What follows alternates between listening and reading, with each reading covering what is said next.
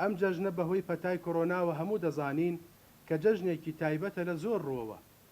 بۆ نمونە نەتوانرا حەج بۆ موسڵمانانی دەرەوەی وڵاتی سعودیا ئەنجام بدرێت کە گەورەترین فەریزەیە لە ئیسلامە و دەرگای زۆربەی مزگەوتە بەناوبانگەکانی جیهانی ئیسلامیش تا ئێستا بەداخراوی ماوەتەوە، لەوانە مزگەوتی حەرام کە نوێژی هەینی و جەژنی تێدا ئەنجام نادرێت بە کۆمەڵ.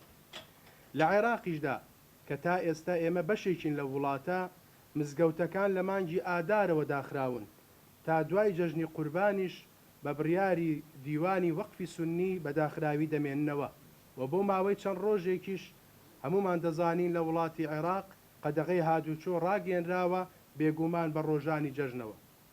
هەروەها لە شارێکی وەکو مووسڵ کە لە ڕووی دانیشتوانەوە نزیکەی 3 ملیۆن کەسی تیادا دەژێ، مزگەوتەکان لە ئادارەوە تاکو ئێستا و دوای جەژنیش هەر بەداخراوی دەمێننەوە.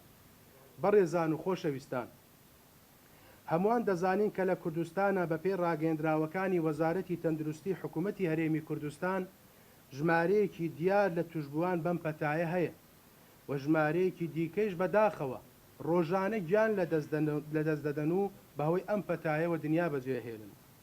بۆیە ئاماژە بە بەیانی ژمارە 44 برواری 22 حوتی 2020 لێژنەی باڵای بەرەنگاربوونەوەی کۆرۆنا و ئەو کۆبوونەوەی بە ئامادەبوونی سەرجەم پارێزگارە بە ڕێزەکانی شارەکانی هەرێمی کوردستان ئەنجامدرا. لە خاڵی 19دا بڕیار دراوە کە نوێژی هەینی و جەژن ئەنجام نەدرێت لە هەرێمی کوردستان. ئەمیش پشتبەستنە بە ڕێنمایە تەندروستیەکان و بۆ پاراستنی گیانی هاونیشتیمانیانە.